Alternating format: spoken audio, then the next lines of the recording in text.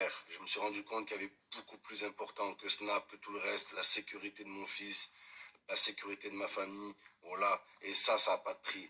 Voilà, apparemment, pour ceux qui m'ont fait l'homejacking, pour eux, ça a un prix. Voilà. Hein, donne temps et on te laisse tranquille, on fait pas de mal à ta famille, tout ça. Putain, voilà. Ouais, frère, c'est incroyable. Voilà. Là, je voulais même plus rentrer à la maison. On voulait même plus rentrer. C'est un traumatisme.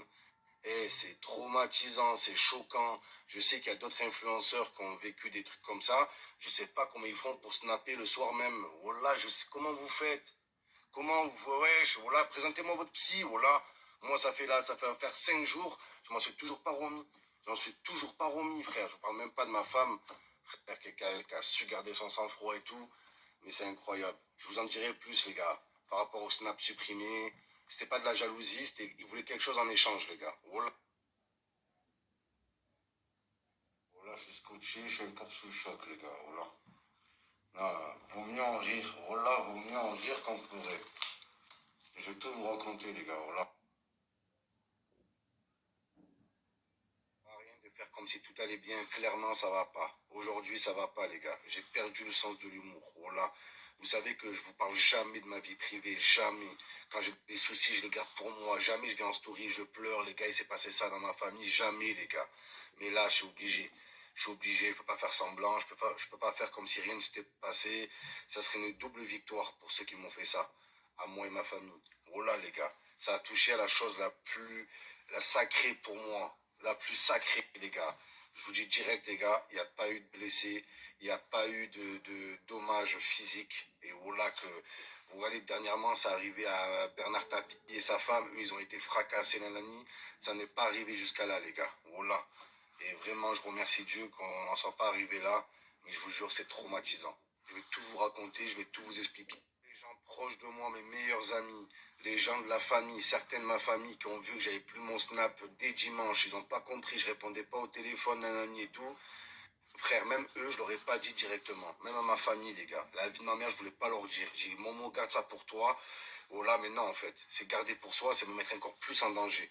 La vérité, c'est me mettre encore plus en danger, les gars. Quand vous avez des soucis, des vrais soucis, les gars, ne gardez pas ça pour vous. Parlez-en aux gens que vous aimez et surtout aux gens qui vous aiment, les gars. Oh là. Donc même ma famille, j'ai mis du temps à leur dire. Oh là, parce que frère, comment tu annonces ça à ta famille? Ouais, des gens, ils sont rentrés armés dans la maison, frère. Et wesh, t'annonces ça à la daronne, frère. Elle peut faire un malaise, mon frère. Voilà. Donc je suis allé doucement. Il y en a plein, je les rassurais. Tout va bien. Non, ça va pas. Ça va pas. Faut arrêter au bout d'un moment. Ouais, t'inquiète. Non. Je gère rien. Là, j'ai plus rien géré, les gars. Là, j'ai été dépassé. J'ai été dépassé. Sous le choc. Sous le... Je vais vous raconter en gros. Je vais pas trop rentrer dans les détails. Vous voyez, c'est pas comme si je vous racontais mes vacances. Là, c'est quelque chose d'encore traumatisant. Pas que pour moi, surtout pour les gens qui m'aiment. Il y a des gens très proches qui suivent mes stories et tout. Donc je raconterai pas les détails les plus sauvages, mais je vais vous faire du gros, les gars. Je vais vous raconter en gros. Jacking, ça s'est passé dans la nuit de samedi à dimanche, les gars, entre minuit et demi et 1 heure du mat. Déjà, pourquoi ils appellent ça un homme jacking? C'est pas des hommes qui font ça. La vie de ma mère, faut appeler ça des meufs jacking ou je sais pas, mon frère. Voilà, c'est pas des pères de famille. Comment ils peuvent faire ça? C'est incroyable, ça. Donc, les gars, entre minuit et demi, 1 heure du matin, je sors dans ma cour. Là, 3 mecs qui débarquent. Ouais, 3 mecs, il y en a un qui me parle. Il y en a un qui arrive, gros coup de pression, bouge pas. Oh là, je croyais que c'était un prank. Oh là, je croyais que c'était une blague, genre joyeux anniversaire, que les lumières allaient s'allumer. Non, les gars, c'était pas une blague, c'était pas un anniversaire. Ils étaient pas là pour souffler mes bougies, les gars. La vie de ma mère, je peux vous le dire. Donc le mec, il est là. Je vous dis le détail. J'ai pas trop envie d'insister. Mais oui, les gars, j'ai eu le calibre sous la tempe. La vie de ma mère. Moi seul, hein, je vais pas en rajouter. Moi seul, le calibre sous la tempe, les gars. Je peux vous dire que des sueurs froides. Oh là, des sueurs froides. Je me retrouve dans ma cour. Il y avait déjà les 3 gars qui étaient déjà à l'intérieur. C'est encore plus effrayant, les gars. Donc je vous dis, il y a un mec qui me braque. Et là, il me dit, amène-moi au coffre. Oh là, donc j'ai dit, pardon. Il me dit, amène-moi au coffre. Oh là, je dis, parle de quoi? Coffre de ma voiture? Je dis, j'ai pas de coffre. Il me dit, joue pas au con. Emmène-moi au coffre. Je lui dis, écoute, j'ai pas de coffre. Il me dit, ramène-moi dans la chambre des parents. Je lui dis, mais là, déjà, il y a ma femme et mon bébé qui dort. J'ai dit, moi, je te donne ce que tu veux. Fais pas le mec, ça sert à rien, je vais pas faire le mec et tout. Je te donne ce que tu veux. Mais laisse ma famille en dehors de tout ça. Laisse ma famille en dehors de tout ça, le bébé, nanani, ça sert à rien. C'est juste, ça va me faire paniquer, t'auras rien, et personne n'aura rien au final. Donc il m'accompagne les gars, et c'est là que je vous dis que là, ma femme, elle a eu vraiment un sang-froid incroyable. J'y vais, je lui explique. Je lui dis, écoute, panique pas. Il y a des gars dans la maison, prends le petit, mettez-vous dans une pièce, je m'occupe du reste. Là, je vous dis que ma femme a eu un sang-froid incroyable, les gars. Frère, imagine, toi, tu dors, on te réveille, on te dit, il y a des mecs armés dans le couloir. Ne panique pas. Ne panique pas et suis mes instructions. Elle les a suivies à la lettre. Elle n'a pas crié. Elle a... laisse tomber. Voilà, ça me rappelle des... J'ai promis de pas pleurer. Ma femme de prendre le bébé, je les accompagne. On va dans une autre pièce. Là, le bébé, il était totalement endormi. C'est la chance, enfin la chance. Dans le malheur, c'est la chance qu'on a eue.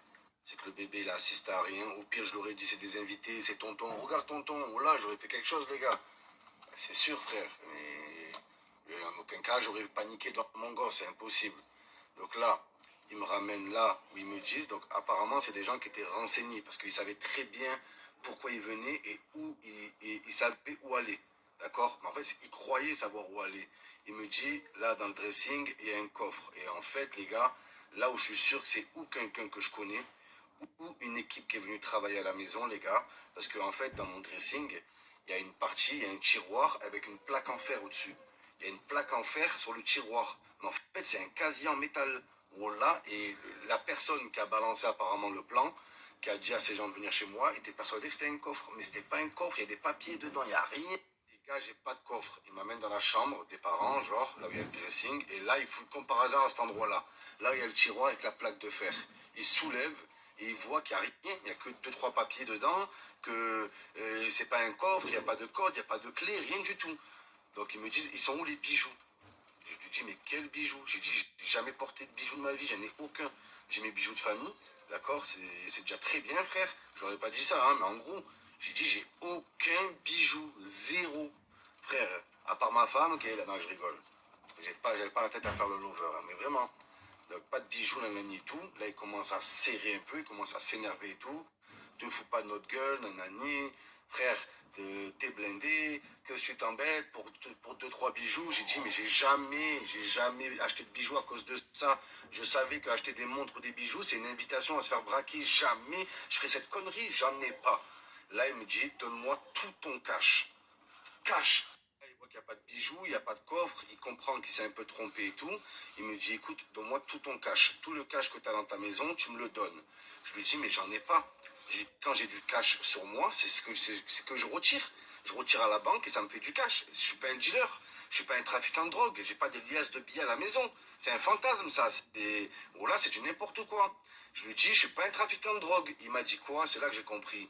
Il m'a dit, faire des blagues de nos jours, ça rapporte plus que la drogue. Wallah, ça m'a marqué cette phrase. Wallah, faire des blagues, ça rapporte plus que la drogue. En gros, tu vends des pochons d'humour, genre en gros, un délire comme ça, il me sort. Wallah, un délire de ouf. Donc là, je lui dis, j'ai pas de cash. Enfin, j'en avais un petit peu, j'avais, en gros, la vérité, les gars, j'avais quoi, 500 euros. J'avais 500 euros en liquide sur moi. Il me dit, donne-moi ta carte bleue. Je lui dis, écoute frère, je te donne ma carte bleue. Wallah, si t'arrives à retirer 100 000, Wallah, tu les... Dans tout ça, les gars, c'est que sur les trois mecs, il y en a un que je pense avoir reconnu, mais c'est ma conviction. Mais dans la justice, la conviction, c'est pas une preuve, mais je suis sûr de moi, les gars. Je sais pas comment vous dire. Alors, un des trois gars était petit, petite taille, robuste, le petit robuste, les gars, la vie de ma mère. Le petit robuste, et comme par hasard sur les trois, c'est le seul qui n'a pas dit un seul mot, les gars. Un seul mot, et ça, cette histoire-là, elle a fini, allez, peut-être à 3 4 heures du matin. Un peu plus de 3 heures du matin, les gars. Il n'a pas dit un mot de la soirée, pas un seul mot. Et les trois, ils avaient des cagoules, on voyait leurs yeux, et c'est le seul qui avait des lunettes de soleil par-dessus. Lunettes de soleil, petit robuste, trop bizarre, les gars. Il n'a pas dit un mot. Donc, qu'est-ce qu'il fait le mec? Il dit, il me prend ma carte, il dit, ben, je vais retirer tout ce que je peux. Ils partent à deux. Il y a un seul gars qui reste avec moi à la maison. Interminable calvaire. Deux, ils vont retirer. Il y en a un qui reste à la maison. Ils reviennent un quart d'heure après. Donc, le mec, il a tout essayé. Il a retiré combien, les gars? 400 euros. 400 balles. Je l'ai prévenu. Je dis, frère, si t'arrives à retirer 100 000. Même moi, j'aimerais bien retirer 100 000. Je peux pas. Ça marche pas comme ça. Et il retire 400 euros. Il avait pris 500 et quelques, donc il a pris 900 en tout. 900 euros, les gars. Tout ça, frère, c'est quoi? C'est 15 ans, 20 ans de prison de faire ça. 15, 20 ans pour 900 euros. Le mec, il serait venu, il aurait toqué à ma porte. Il m'aurait dit, je suis en galère, dépanne-moi. Oh là, que je l'aurais passé, ça se trouve. Oh là là, les gars. Oh là. Tu viens, tu me braques, frère, dis-moi, je suis en galère, j'ai dit, prête-moi, je te les rends. Oh là, je te les prête. Me les rends même pas, frère, tu les prends. Si t'arrives à trop faire, tu me les rends, sinon tant pis, c'est pas grave. Oh là, 900 balles, frère. 900 E, les gars. Truc de ouf. Donc, comme il a vu qu'il n'arrivait pas à récupérer d'argent, qu'il n'y avait rien à prendre à la maison, donc là, il m'a menacé avec mon snap. Il dit quoi? Il me dit, passe-moi ton téléphone. Je dis, bon, là, au début, je pensais que j'allais prendre tout ce qui est matériel IFI, les télés, elles sont cassées.